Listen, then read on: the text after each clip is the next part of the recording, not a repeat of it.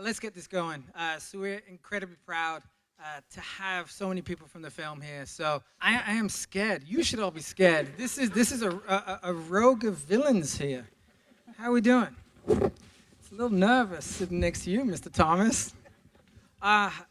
Let's get into this. Vince, there's a lot of morality to Bradley's character, right? But is he a good guy? Is he a bad guy? Like, talk us through this, because he does a lot of very bad things. Yeah, I really saw it as a morality tale. You can kind of root and understand that he's, going for kind of a life that's been through a lot of pain that you can root, for him to have.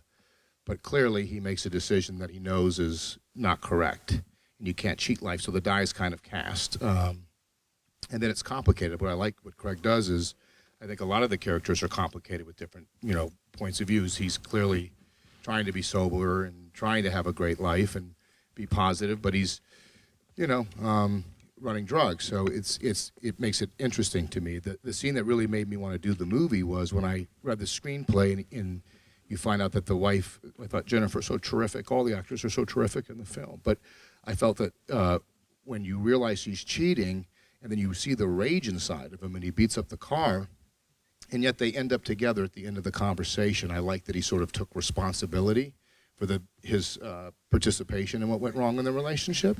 And I found them very human and rootable. Clearly, these are two people who've been through a lot of pain and a lot of hurt, but he finds forgiveness for her in that moment and takes his side of it. And so it was very surprising to me. And I think, to answer your question, within that lies all of it, for me, where the character is concerned. He's able to be hurt and also culpable at the same time. And Craig, as you were writing this, thinking about what Vince just said and the morality that the character brings, is that what you were putting into the script? I mean, it's interesting. I don't really come from a place of good guys or bad guys. Certainly I've seen people talking about the warden as a sadistic sociopath. I understand everything that he's doing, which of course might say more about me than the character that I put there. But there are reasons why everyone is doing everything, and most of the human beings in this are flawed. And in the case of Warden Tuggs, he's very consistent with his system, and perhaps that's why he will continue to live the life that he does. And Bradley goes back and forth with getting into a really bad position and digging himself out with something that he's not comfortable with. So it's flawed human beings, but not good or bad. There's not really a person in the movie that I would just throw that down and not have a further explanation about.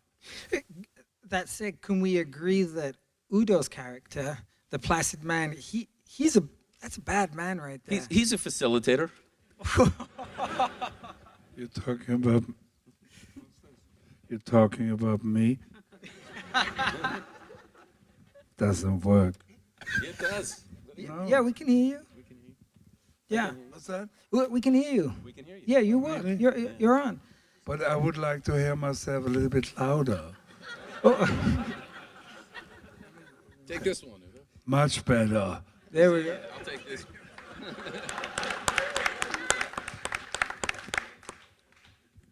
Was this how it was Oh on no, the that's set? not fair.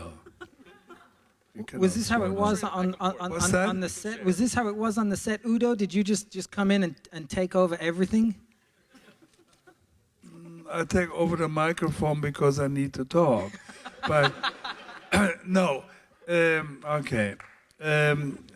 When Zala called me, we call him Zala because it's like they used to say Fassbinder, Fassbinder. Nobody cares about Rainer Werner Fassbinder. They said Fassbinder.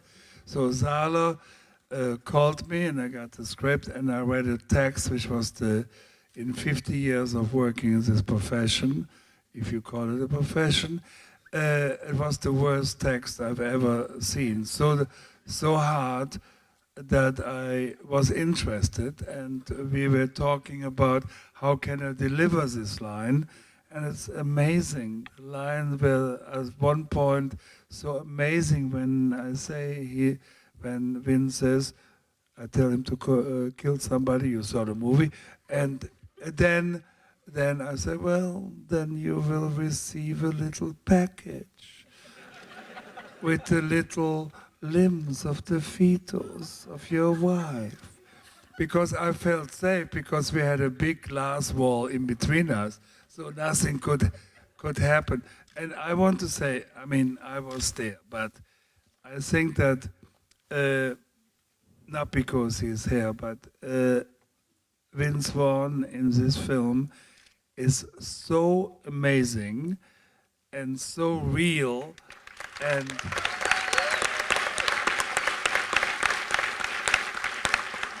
I know his work, of course, but I haven't seen him like that because even the very strong, violent scenes, but I like it because you believe everything, not in like many studio films. Of course, in my age, I need a stuntman because I need somebody jumps over and then at the end they do a close-up of me saying, "Ah, that was horrible." But he did a wonderful job, and Don, I've never seen him in such a serious part, and especially you saw the ending, which is really very, very strong. So that's all. I'm talking really too much. I mean, I have such a short screen time, but I'm evil. I'm evil, and I think evil is always good. And okay, I give away the microphone. I hope I see you all in 2 days here for Suspiria. 40 years. So I'm going to get drunk before because I'm going to be so depressed. Seeing myself 40 years younger, I cannot stand that. Danke. Udo Kier, ladies and gentlemen.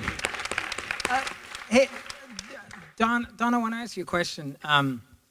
It seems that you're really kind of settling into these really iconic characters right now. If I think about Called in July and then Venice that you just did 3 years ago, this is such an iconic character, I think, as everybody is. Is that what drew you into Ward and Tugs? Craig's writing and unique gift and talent is what drew me into the project. Warden Tugs, I don't see him. I'm like Craig. I don't see him as a bad guy. He just, I love his first line where he says, "Don't tell me my business. I've got a system. I do things direct." Yeah. And that pretty much sums up Warden Tugs. See, I imagine that Warden Tugs goes home, he has a lap dog, he has some grandchildren, you know, he sits around and watches the ball games with his buddies and stuff like that. But Red Leaf is his world. Right. And he organizes that pretty well. There's a real, dare I say it, there's a chemistry between yourself and Vince, and it's really interesting. There's almost a chess game between the two of you. Was that something that came through? Like, how much kind of prep did you guys have, or did you instantly just like strike it off as soon as the film started? Well, Vince does the heavy lifting. I just, you know, I'm just there to pick up the slack towards the end. We have a genuine like for each other, and that helps. And the characters are. You're right. That's a good way to look at it. It's a chess match, and but there's no question in the warden's mind of the outcome. And Vince, you're resigned to your fate at a certain point in this film. Yeah, I think it becomes clearer when they say, "Do you have anyone that would wait for you?" And he says they would have. Yeah. You know, and I can't even tell you how talented, you know, Zoller is, and just as talented as he is as a writer. You know, he wrote all the songs in the movie, and where my performance is concerned, I have to give so much credit to him because not only was it there with the writing of it, but I had the luxury of having time with him prior to shooting, and he wrote a full biography that I think he wrote for a lot of our characters that you never see in the movie. But it was so helpful in kind of filling in the blanks, and then I just had complete trust. He has such great taste. I was I was able to really just put myself in his hands. But I think the character doesn't realize when he makes a decision, even in that first speech when he says, I'm tired of getting the bad stuff, the skim milk and that. I think he, maybe somewhere inside himself, the die's been cast, but clearly when he says they would have waited for me, he knows that it's over. But at that point, you know, it's interesting. His real want is for the child to have something that, you know, he doesn't. Yeah, at that point, you get the sense that he's made his peace, and he's done exactly what he was supposed to do, which is protect his child and then protect his wife. So, Jennifer, if I were wearing a hat, I would tip it to you because you are unbelievable in this film. So, congrats.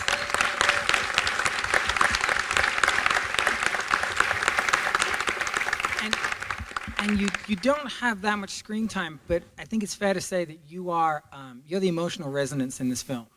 Was that difficult? Did that feel like a burden? Because you carry so much weight that for such a short amount of screen time, when you're watching it, it's incredibly powerful.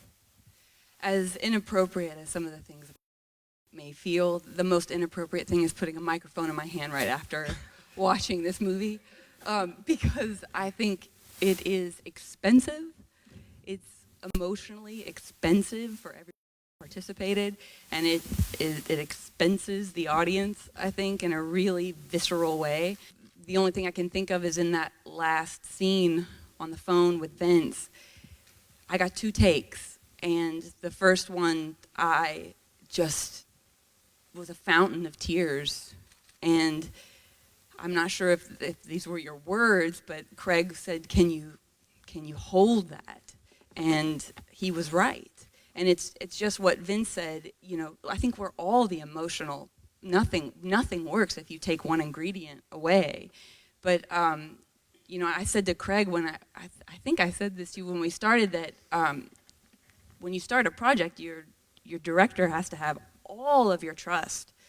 And I never asked him a question where there wasn't a premeditated idea. That it was I feel like he just drove us all in like the nastiest indie race ever run. You know, you as an audience member. I mean, at least I as an audience member let him.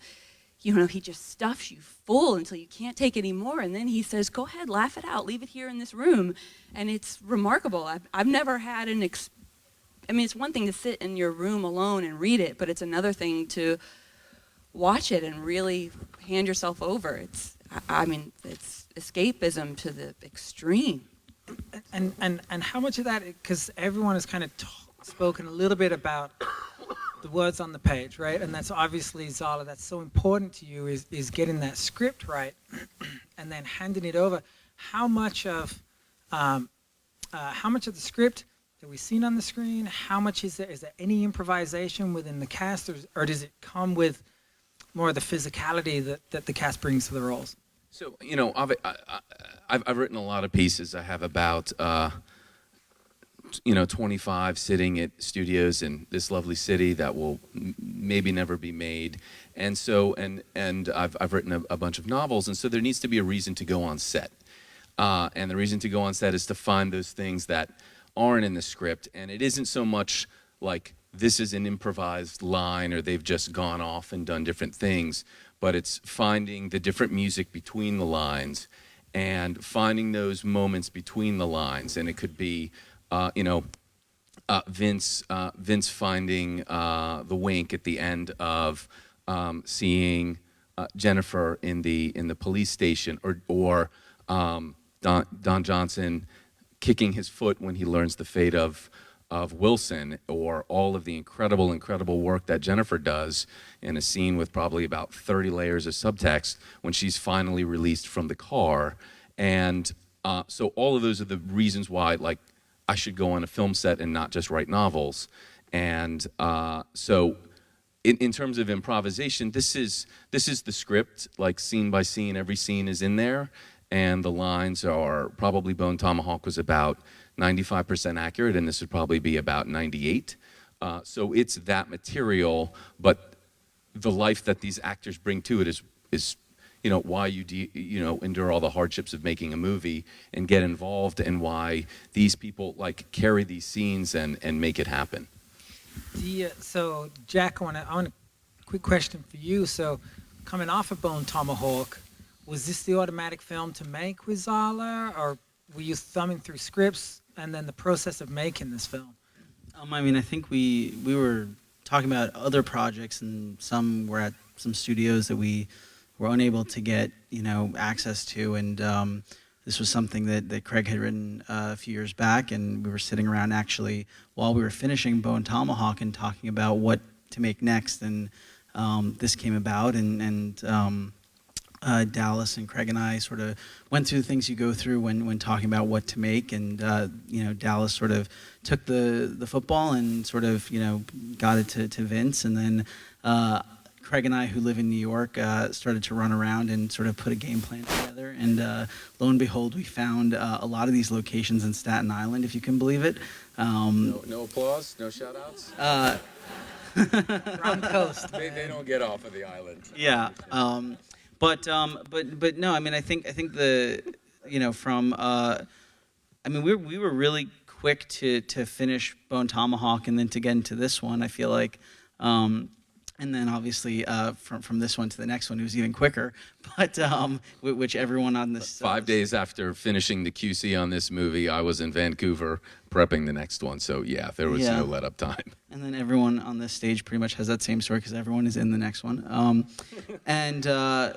But I mean, this was a film, similar in Bone Tomahawk, where Craig is so sure of vision and is so specific and knows what he wants and is collaborative with everyone, as he's discussed, that from a production standpoint, you go out and you know where to go and you know how to get it, and it makes our job as producers specific and exciting, and it allows us to cut out the noise and make an independent film that is hard to make, but it makes it easy to make in the sense that we know where we're going and there is no wavering. So I think maybe that answers your question. It's good. It's a good one.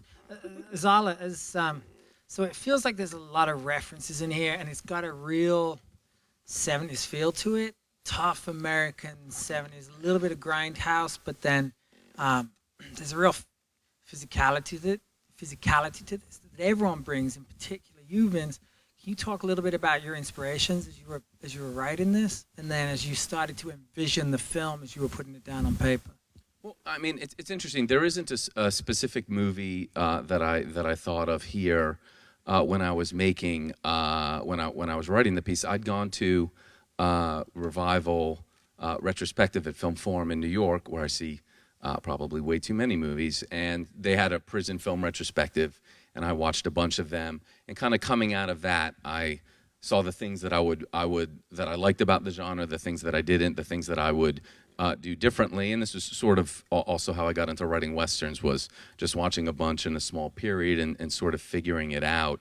But obviously I'm as interested in spending as much time with the characters and the drama and exploring that in its depths, the same way I want to bring in that black humor and the bizarre stuff, and also explore the depths of depravity in terms of the violence, and just go all the way. I was a child of Fangoria, so I have that is always in my DNA. But my favorite director is Sidney Lumet, and Don Siegel, Sam Peckinpah, Takeshi Kitano, guys like this, and just an equal. I'm as interested in every nuanced character beat and every beat change and everything that the performers find together on the day and discover in the scene as I am in How to Crush a Head. Speaking of crushing heads, Mr. Vaughn, can you talk about your preparation for this? Because there is, I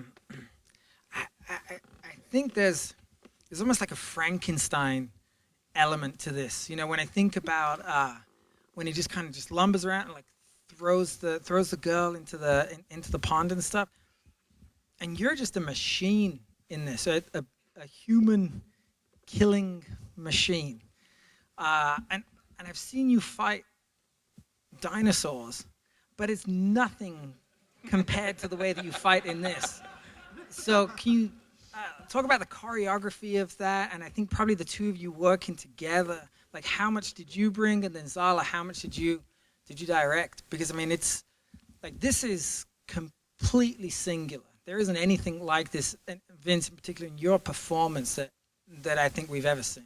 Well, I mean, I'd like to just point out, in addition to that stuff and the physical transformation that he did, the nuanced work and getting in the rhythms of this character and nailing the dialect this way. I mean, these are all parts that go to why this is just such an unrecognizable performance for him, and why it's so strong. In terms of the fighting, sort of again, like obviously there's almost no score in this entire movie, and this just is. So I'm a big Buster Keaton fan, and I'm a big Fred Astaire fan, and I know that's what everyone was expecting me to talk about.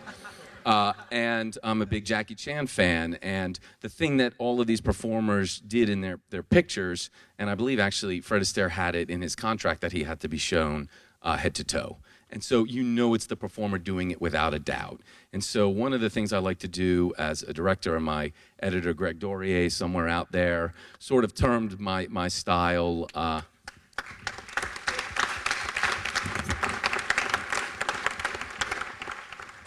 he endures a lot in that editing room, and it was he termed my style an anti-style, and so I want it to disappear. And in the case of the fights, I want to showcase the performers. Now, the reality of this is when you're doing fight scenes that are this complicated, it gets straight up dangerous, and you just needed people who were game and willing, and it was really fortunate that Vince had a boxing experience, which I kind of had a vague idea about, but also it seems like varsity wrestling and a bunch of experience there, and jiu-jitsu as well, which didn't figure as much into Bradley's style, but also was just, these were ways that Vince was comfortable weaponizing himself.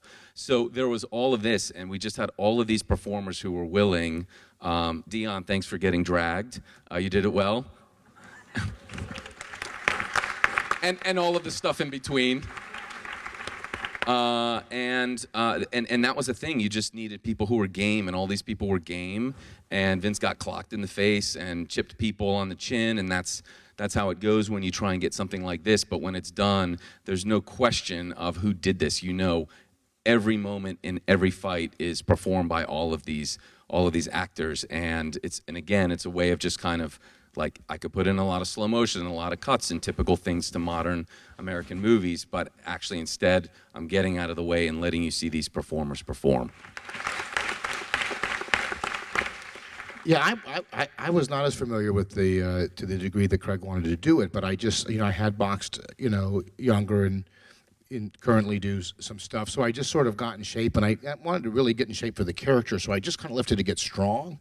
But being a tow truck driver, though, you missed a little bit the opening scene. You miss, and you realize how much is set up there. It's the first time I say, call me Bradley, and if this is a surprise party, things that kind of callbacks later. But I just had to get in the right kind of shape. And to your point with the taking the pain was really an idea that me and Craig found. Craig kind of had the idea that, you absorb the pain. So it became just kind of this nuanced style. This character who had a high threshold for pain, who had some boxing experience in this case, clearly has been through a lot of physical abuse and a lot of fighting and stuff like that. And I think it all comes from character. You understand and root for emotionally where he's coming from. I think you saw the pain in that first scene with the wife, and then you saw, not always, but a lot of times under a lot of rage is a lot of pain. So how much more pain are you going to put him in, whether it's physical? He's already in a lot of pain. So at this point, his mind's made up, and I like that it was clear he doesn't want to hurt anyone. He doesn't relish it. He's not enjoying it. But he makes it kind of a business decision, and I think that gives the Predator or Frankenstein kind of deliberate point of view. He's going to hurt this guy. Another thing Craig did that I was talking to some of my friends about, which I like, is normally in a studio movie you would say the prison guard's been so mean to him the whole time, right? He's mocking me. He's saying, oh, you don't want to box. So you're waiting, like, of course, that's the logical guy whose arm you're going to break when you decide to break someone's arm because he's been kind of a jerk. But I like that in the moment before I break his arm, he actually shows some compassion, right? Yeah. So the guy's like, I'm sorry I've been so hard on you. It's kind of like a tough love positive thing. I'd love to get you in the boxing program. Maybe that would be a nice outlet for you. And at that point, I decided to shove a shoe in his face and break his arm. But I kind of like, because, again, the character's taking responsibility in that moment, that you're hurting someone not because they deserve it, but it's because of the decisions that you've made.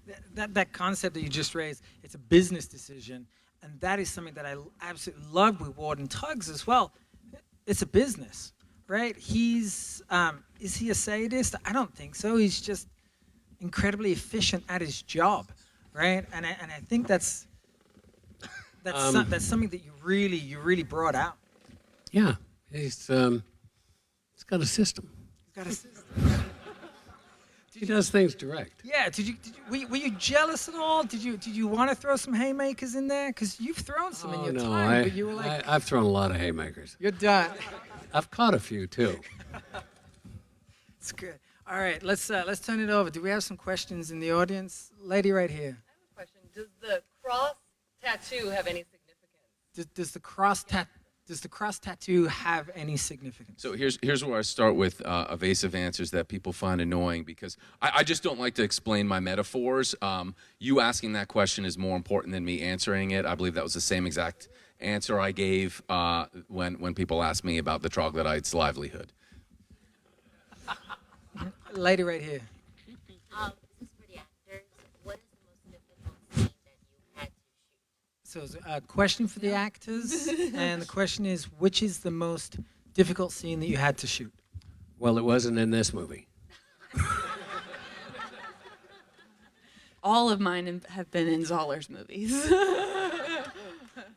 They're all hard.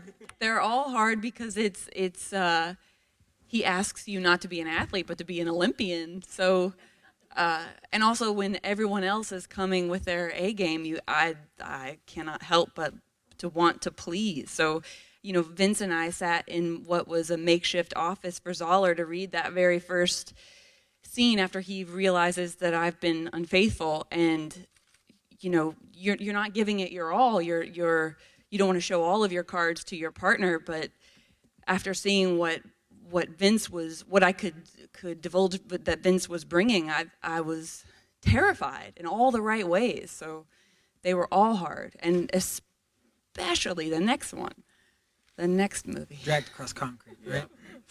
So, and is that what you want, Jennifer? Is that what you want from a director? Just to make you the Olympian, to push you further and further? I made a joke, but it wasn't a joke when we were doing press for the Venice Film Festival, and I said to him privately that it's not my dream to play the best friend in the pretty clothes. So I had 6 months before we started working on the second. Well, before I started working on Dragged Across Concrete, and every day to devote a fraction of myself to it.